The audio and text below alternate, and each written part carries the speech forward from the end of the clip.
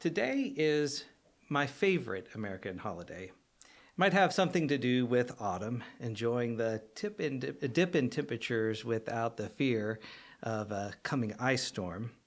Might be the steam on a mug of hot tea on the patio in the early morning, or the vibrant purple of the asters against the golds and reds of the maple tree, or just maybe the simmering pot of soup that's always sitting on the stove. But beyond that, beyond all the lovely nostalgic feel-good things of the autumn weather to me, Halloween itself is just pure revelry in the human condition. We return to the make-believe and fantasy that we knew as little children, and we also face more human mortality. We look the skeleton in its empty eye sockets, and we make friends, or at least shake hands with our own impermanence.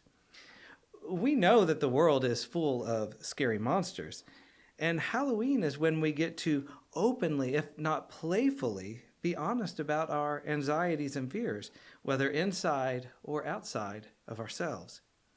And it's never more true when it comes to our own selves. We open the lid on who we are or what we might become with fear, excitement, or both.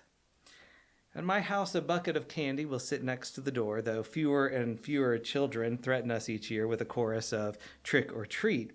Instead, most of our time and the greatest fun is spent with our friends, being very, very silly, putting on ridiculous costumes, playing games, and eating together. We don't have a fixed tradition at my house. We may very likely watch Once More with Feeling, the musical episode from Buffy the Vampire Slayer, or we might play a special session of Dungeons and Dragons themed to some macabre setting or folklore. We might write popcorn horror stories, each of us starting a tale and then passing it to the next person to fill in the next scene. And we will cosplay, we'll decorate the house, we'll carve pumpkins. But there's also more here. Halloween in the United States cannot be separated from queer history and queer community. This is, for practical purposes, our holiday, a day when we can be ourselves. We get to take off the costumes we're often forced to don all year long, that we wear to minimize the risk of inconveniencing and incurring the displeasure of cisgender heteronormative worlds. And finally, just be ourselves. That's not anything new or surprising to say. People who belong to marginalized communities are very familiar with disguising or masking ourselves in order to navigate the world, usually just to stay safe. Every group has its own unique version of this, but there are also many commonalities and parallels when it comes to dominant cultures pushing exploited groups to adapt to their privileged expectations. Very often, these expectations become invisible. They're baked into the social norms that pass as acceptable, moral, and even respectable. For example, upper middle class and wealthy folks have always made it pretty clear to me that I shouldn't be too comfortable in my working class identity, from the way I dress to the vocabulary I use.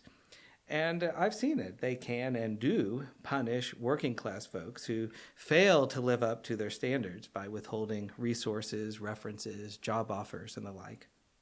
Similarly, neurotypical people almost inevitably expect neurodivergent folks to do all the extra work to make them feel more comfortable, even though making eye contact is generally painful to a person like me, or I experience sensory overwhelm in loud environments, or I depend on stimming to help me cope and regulate emotions. Realizing these kinds of things, at least for me, can also help us recognize how dominance influences and creates our own privilege. For me, this has especially meant being more aware of the way white supremacy is constantly at work inside and around me, how I have unconsciously internalized white culture and assumptions and prejudices. I realized that it was very helpful when straight people didn't make assumptions about what it was like to be queer, and then took the time to listen, to interrogate their own internalized dominance, and to do practical things to change. I'm grateful when they do that. So I try to enact the same process to work on my internalized dominance as a white person. By intentionally reflecting like this, we can bring what is usually hidden outside of our consciousness into awareness. And that's when we consistently can commit to doing the ongoing work of unlearning, in my case, whiteness and myself, my relationships and organizations. We can observe the same kinds of dynamics when it comes to gender and sexuality. Growing up in a conservative Christian family and community, especially growing up in one before the internet, I didn't have easy access even to the vocabulary, let alone to people who might have helped me understand myself. The only term I had available was bisexual, but nothing in my world came close to helping me understand my experience as a transgender, non-binary, demisexual person. Androgyny wasn't quite right, and most of the other terms available to me are now considered the type of slang that you shouldn't repeat for a video going on iTunes or YouTube. There's a real helpless feeling in that. I could tell that I didn't fit in to the easy categories of straight and cisgender.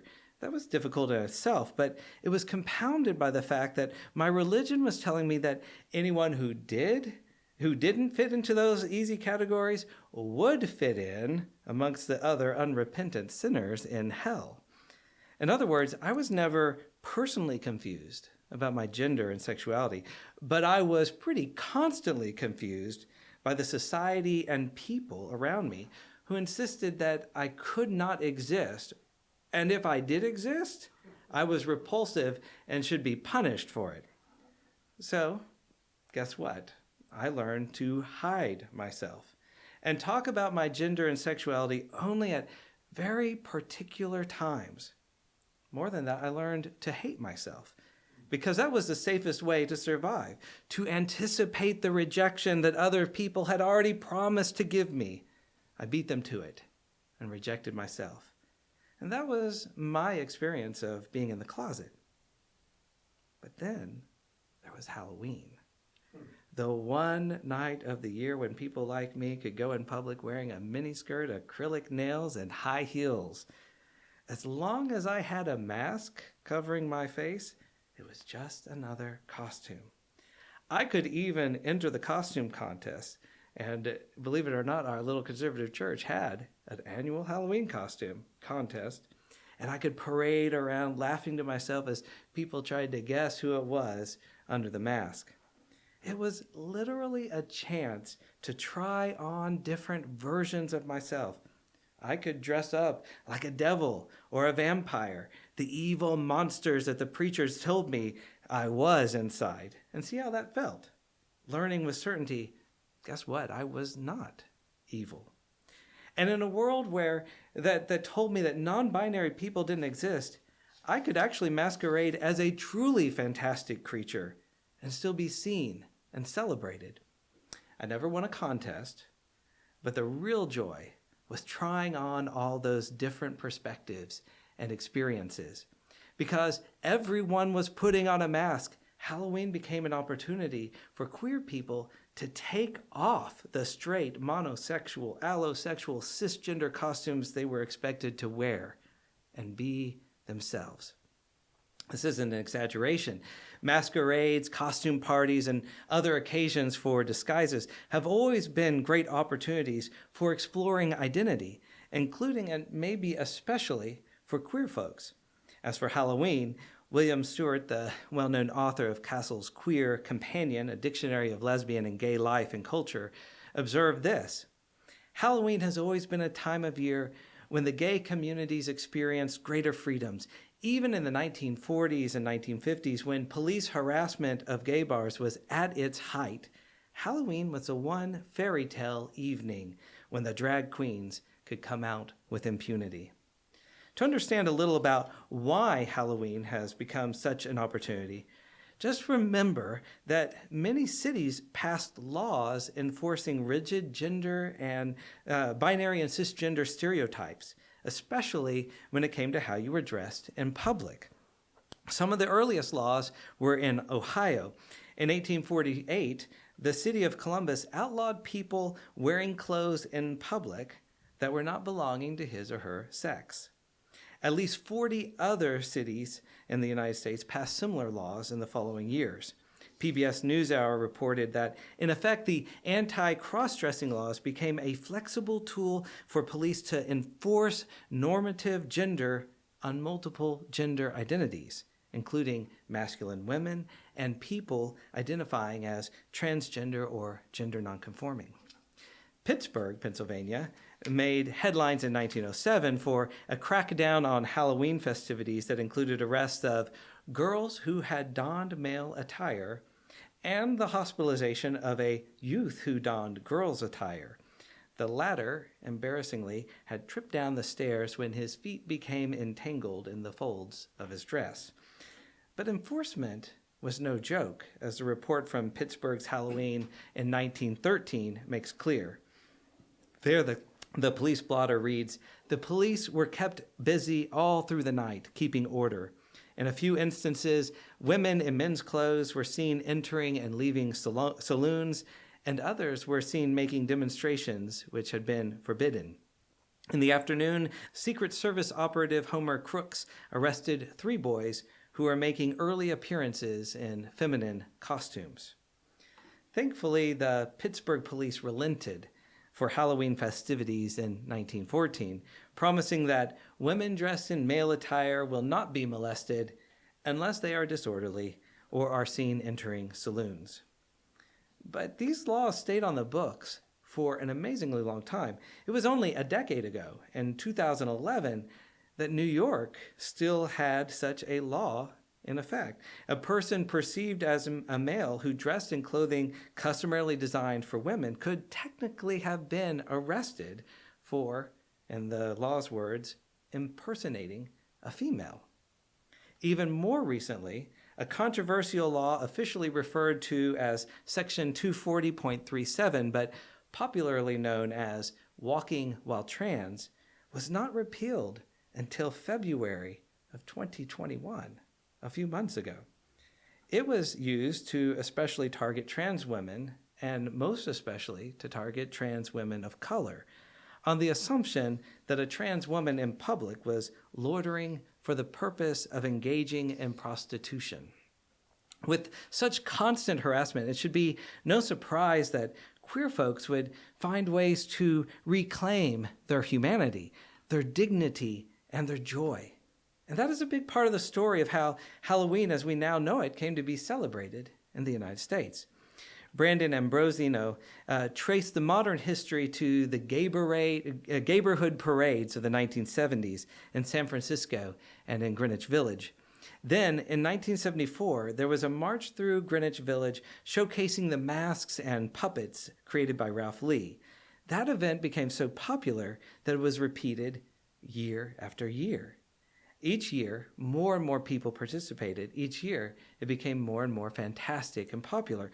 By 1983, the parade had become such a hit that the New York Times hailed it as the best entertainment the people of the city ever gave the people of the city. The 1970s represented a shift in queer liberation, especially in the desire and the ability to be themselves in public. As Ambrosino pointed out, the gay community wanted to be gay in public. Mainstream culture wanted them to be quiet in public. A Halloween parade was a perfect solution for everyone because it permitted the gays to be as loud as they wanted under certain conditions. For one wild night, the rules of American gender would be temporarily suspended and gay men could wear all the glitter that they wanted. But come the following morning, the tiaras were put away as gay men prepared for 364 days of heteronormative winter. Over time, we've gratefully and fortunately and excitedly been able to reclaim more and more spaces, more and more days. And with each passing year, the safer we make the world, the more people are able to accept and love themselves and others just as they are. Nowhere is this more apparent than in the ongoing research that reveals the shifting demographics and gender and sexual identities around the world. Julie Moreau, writing for NBC News, reported last June on a global survey by Ipsos that revealed more and more young adults identifying as non-heterosexual and non-cisgender. It wasn't a small study either, as it included over 19,000 people from 27 different nations, from 16 to 74 years old.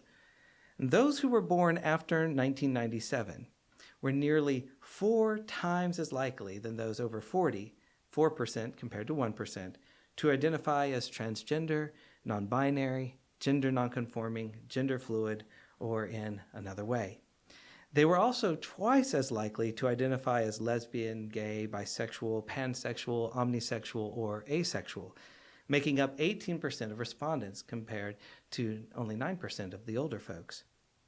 Gallup polls in the United States have also shown a steady increase in gender and sexual minorities. In 2012, 3.5% of respondents said they belonged to the LGBTQ+ community. In 2017, it was up to 4.5%. In 2020, it was 5.6%. And in 2016, Ditch the Label conducted a survey of more than 1,000 young people, 13 to 26 years old, in the United Kingdom and the United States. 76% answered that, quote, they no longer believed the conventional labels which are used in relation to sexuality to be relevant or of importance. And only 43% identified as traditionally straight. Can I say that one more time? Only 43% identified as traditionally straight. And over 90% of respondents agreed that the exploration of your sexual identity is a healthy and normal part of growing up. I wouldn't have been able to say that just 30 years ago. The report pointed out that, quote, this means that young people do not have to commit to any aspect of their identity prematurely when revealing themselves to their offline friends and family if they're not ready to do so. They have an opportunity to explore and come to terms with their sexual preferences at a pace that suits them, free from external pressures, the kind of pressures that most of us grew up in churches and schools and communities. That's really, really hopeful news. And it reflects a general trend towards more acceptance of the wonderful diversity of human experience. Society is changing. We are changing society. We are loving and permitting ourselves to be ourselves. We're not there yet, to be sure.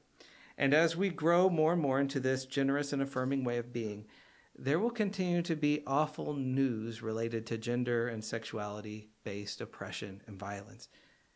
But those discussions are for another day. Today, we celebrate that hope that we are actually moving toward a humanity that is more open to and affirming of the huge amount of diversity in human gender and sexuality. And it's good news for everyone. Halloween is a perfect time to celebrate that hope. It's an opportunity for us to reflect on how queer communities, even while they were excluded and demonized, found ways to resist, to thrive, to celebrate. And it's a time we can ask, how can we keep becoming a society that encourages acceptance and love for all its members, where we dismantle every oppressive system and culture, and where we create a place where every person can thrive? So, on this, the gayest of holidays, have some fun while being safe. Compliment outrageous, but not racist or culturally appropriative, costumes. Be honest about your fears and desires. Do at least one really silly thing that brings you joy. Eat and drink something that makes you happy. And have a very, very, very happy Halloween. Thank you. Thank you for watching our videos. We are entirely dependent on the donations of our listeners and members. We hope that you find this content to be important enough to help us to keep offering these videos to the public at no charge by becoming a regular contributor. Please click on the donate button on our website at www.spfccc.org. Thank you for your support of progressive religious programming.